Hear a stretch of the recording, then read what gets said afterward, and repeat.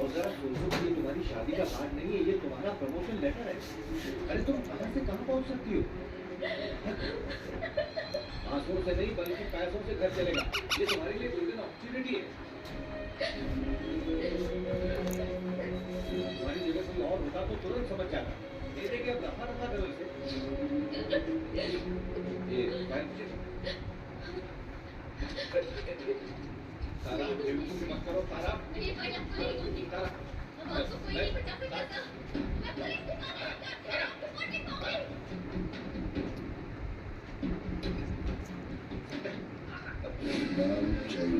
Down to London. My daughter wants to marry you, huh? तुम्हें लोगों के साथ मारपीट छोड़नी है।